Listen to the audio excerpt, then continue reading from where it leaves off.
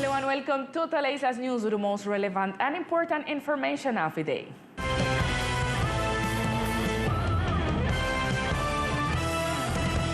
Through a letter addressed to Governor Everett Harkins, the Pro Archipelago Foundation highlighted the achievements obtained in terms of international connections and at the same time requested actions in some aspects for a successful reactivation of tourism.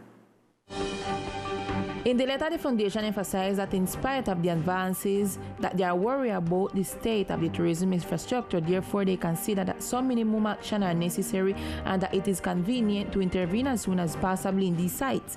For example, the bad state in which the airport infrastructure is found that includes the damaged docks, bathrooms in terrible condition, elevators and electrical stairs out of service, slow registration and control filters. La idea es que arreglemos la casa.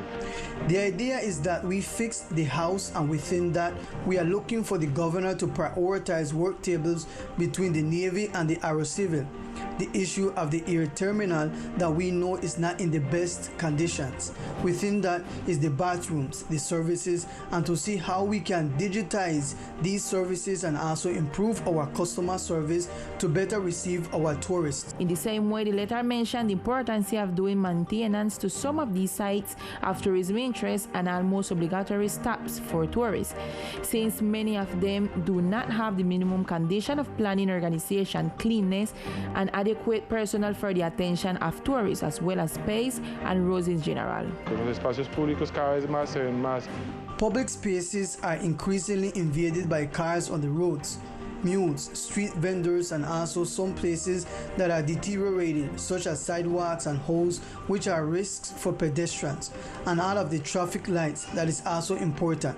The executive director of the foundation also stated that they have already had the opportunity to meet with the Governor Everett Harkins and other members of the tourism industry, and that a medium and long-term commitment has already been made to solve this problem.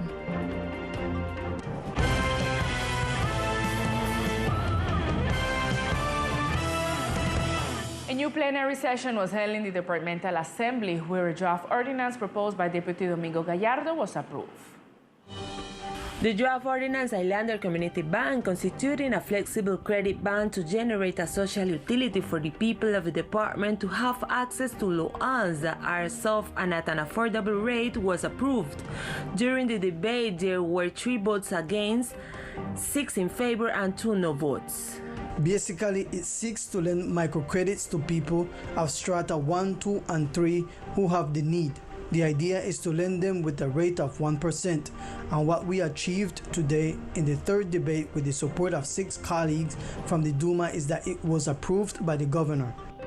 My vote was in favor of this project because it will benefit the most vulnerable people in the economic aspect, and this project intends to help those people through credits. On the other hand, Deputies Margit Bandera and Marcela Chogrin, with 1 vote against and 1 no vote respectively, given their opinion and not supporting the draft ordinance. We as legislators cannot go beyond the complement authority, such as the departmental government. Then we cannot allow that our colleges who wish that a project passes without fulfilling the requirements of the law, much less be approved by us. Therefore, my protest to the project and my non-acceptances. The granting of the power that are taxing, or powers, the direction is the departmental government. If it needs a power that is from the assembly, it should be requested from us, and not us detaching from our powers approving this by empowering the government. Deputy Carlos Domingo Gallardo thanked those who vote in favor of his proposed ordinance and insisted that it will benefit the community after suffering an economic crisis due to the pandemic and the hurricanes. Inscriptions are open for the Families in Action program in the Archipelago Department for families who want to be part of the program. The Administrative Department of Social Prosperity keep its registration process open for the Families in Action program aimed at the population living in poverty and extreme poverty, targeted based on CISBEN-4 data. Laura Flores, coordinator of the program in the Archipelago, invite those enrolled in the program to verify their affiliation. We have been in this process for about a month and days, and the National Department for Social Prosperity, the departmental government, and the program Familias en Acción invites people to approach the offices of Familias en Acción information to see if their name is on the list. Come to our offices and we will inform you of the process to follow. Social Prosperity invite those who enroll in the program to have all their documentation up to date, legible, and avoid crowds when approaching to the entity. We are inviting all the people who are enrolled in the program and have not yet approached the offices to get their payments to do so, because these payments at this time are arriving in the form of money transfers, and the idea is that everyone has their account. When the person receives their incentive in the form of money transfer, at the time the payment is finalized, these resources are returned.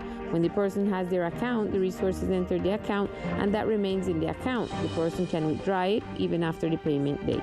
Payments for the Families in Action program end on July 24th, while the registration process for the program ends on October 31st. A very important date is approaching in the department, as is July 20. This is a long-awaited celebration that apparently will not take place this year due to the pandemic and the fact that any type of agglomeration should be avoided. However, to commemorate the day, a virtual concert will be held nationwide, and the islands will participate with a presentation by the Creole Group. The Creole Group will represent the archipelago in the Great Virtual Concert organized by the Ministry of Culture, in which the Secretariat of Culture also participates. This one in commemoration of the Independence Day. This was stated by Shawad Leopard Stevenson. This coming 20th of July, along with the Ministry of Culture, we are working on a project that is named the Big 20th of July concert, which is a project for the national government that they are doing all around the country, promoting different cultural characteristics of different departments. Then in this case, well, and we are participating in this big concert, as how them call it. In this big concert, well, we have a group which is the Creole Music Group, because we are showing part of our identity, and our identity is Creole, our identity is music. So in this case, well, the Creole Group will be participating in this big concert. Well, from nationally, and they are recording Medellin, Choco, all the different departments, and we are not the exception. According to the Secretary of Culture, the event will be broadcasted through several regional and national channels the 20th of July. The invitation is for the community to be very attentive to the participation of the group that will represent the department. And in other news, Sena announced that they already have a new training offer, and the inscriptions start tomorrow for all the people who are interested. A total of 325 places in 13 training programs are available for people residing in the archipelago to be trained in classroom and distance mode. Tenemos 13 programas de formación que estamos sacando en oferta. We have 13 training programs that we are launching with 325 training places, 1 technologist, 5 technicians, 4 assistants, 3 operators that are currently available. Those who are interested can enter the page www.senasofiaplus.edu.co. There you can enter and search for San Andres, and in the part where San Andres is, you can find all the training programs that we have. These people who are interested have from tomorrow, July 9th until July 21st to register. Among the training programs available are food establishment management, installation and maintenance of networks, comprehensive care for early childhood, accommodation services, maintenance and installation of solar system, restaurant and bank service, construction of concrete structures, cooking, bartender service, and aesthetic care and hands and feet, among others.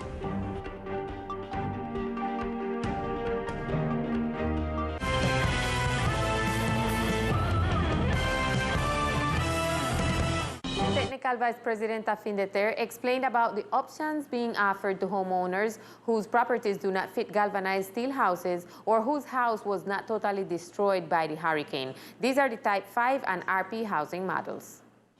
On approximately 500 of the plots where the 910 new houses are to be built, there is not enough room for the proposed models 1, 2, 3, or 4. For this reason, Findeter has been working with other options, such as the Type 5 model, built from what was left by the hurricane, or the RP model, which is built on the same foundation slab. In this case, for this house, the slab had been left. The floor that we see there, we had to demolish part of that floor, rebuild and make a leveling concrete slab. On that slab, in the area that existed, the area that this family had available, this new house was built or is being built.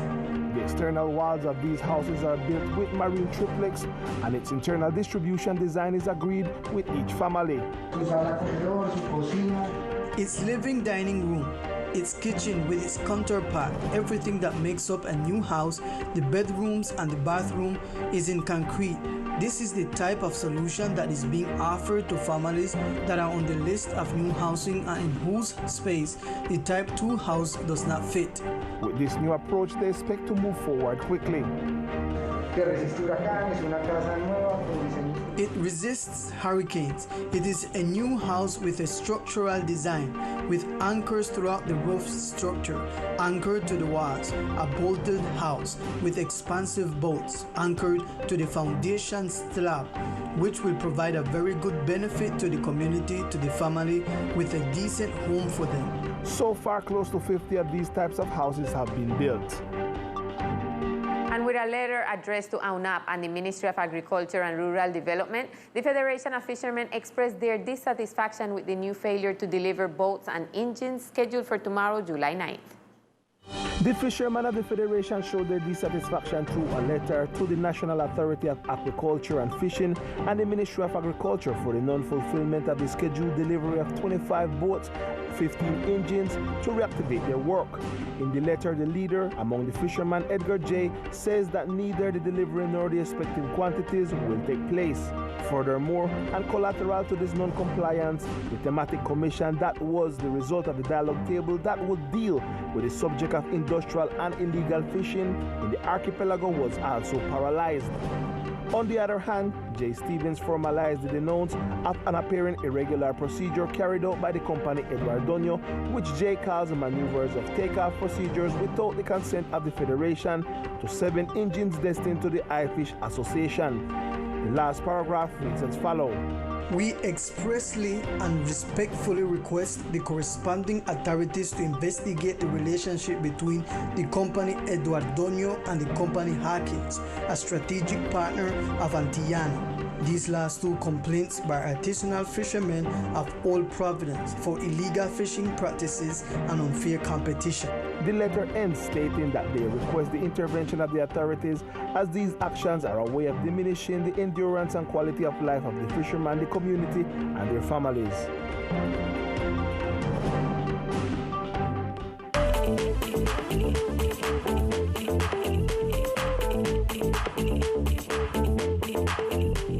Hello, here are the best sports of the islands.